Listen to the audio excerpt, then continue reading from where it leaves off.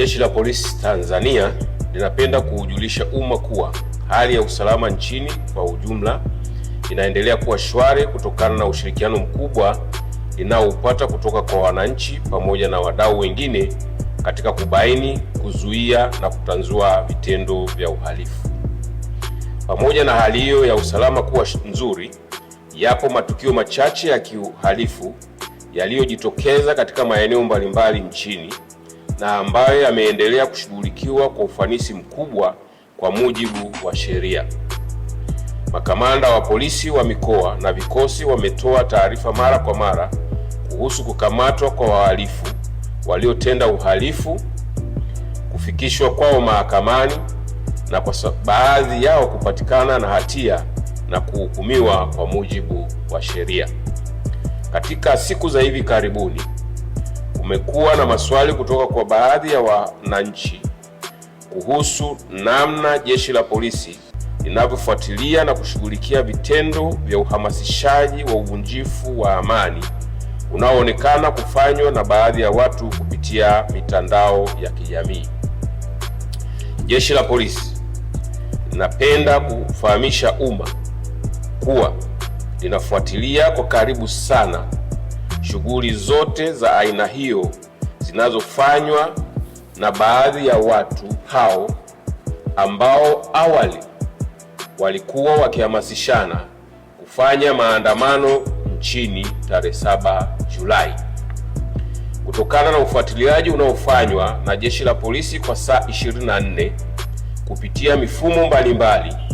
pamoja na kwenye mitandao ya kijamii, imebainika kuwa watu hao wameondoka kwenye ajenda ya kuhamasisha maandamano yasiyozingatia matakwa ya sheria na sasa wanahamasishana kufanya vitendo vya uhalifu. Miongoni mwa vitendo hivyo ni kuhamasisha kufunga barabara, uchomaji moto wa shule ili kusababisha taharuki kwa wazazi na walezi, kushambulia wananchi, kukata watu vichwa na kuua baadhi ya watu, kuharibu mali za umma na binafsi. Watu hao pia wamediriki kwenda mbali zaidi kwa kuhamasishana kupitia majukwaa mbalimbali ya mitandao ya kijamii kuvamia askari wa vyombo vya ulinzi na usalama kwa lengo la kuwapora silaha ili kuzitumia kufanya uhalifu wanaopanga. Jeshi la Polisi linapenda kusisitiza kuwa uhamasishaji wa uhalifu huo wa kijinai unaofanywa chini ya kivuli wanachokiita haki ya kufanya maandamano ya amani haukubaliki kwa sababu ni kinyume na sheria za nchi, misingi ya utawala wa sheria pamoja na mikataba ya kikanda na kimataifa na ni hatari kwa usalama wa nchi. Hivyo, Jeshi la Polisi lingependa kueleza kuwa hakuna haki ya kuhamasisha kufanya vitendo vya kihalifu kama hivyo vinavyokusudia kuhatarisha usalama wa maisha ya watu na mali zao na vinavyokiuka haki za watu wengine kwa kuwajengea hofu kila siku na kutaka kuwanyima uhuru wao wa kufanya shughuli zao za kila siku za kujitafutia kipato. Jeshi la Polisi linajulisha umma kuwa linaendelea kuchukua hatua stahiki dhidi ya watu wote wanaojihusisha na vitendo hivyo na linaendelea kuwafuatilia kwa karibu sana kwa mujibu wa sheria za nchi. Aidha, tunatoa wito kwa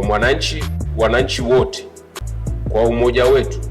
kuendelea kushirikiana katika kukataa na kupinga vitendo vyote vya kihalifu vinavyolenga kuhatarisha maisha ya wananchi, mali zao na mali za umma na amani ya nchi. Vile vile, mtu yeyote anayepokea ujumbe unaohamasisha uhalifu wa aina hiyo anashauriwa kutousambaza, bali kuufuta na kutoa taarifa kwa vyombo husika ili kuchukua hatua. Mwisho, Jeshi la Polisi linawahakikishia wananchi wote kuwa hali ya usalama nchini itaendelea kuwa shwari,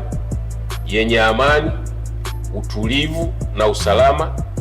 kwani vitaendelea kulindwa na kudumishwa kwa ushirikiano wa karibu sana kati ya Jeshi la Polisi pamoja na vyombo vingine vya ulinzi na usalama.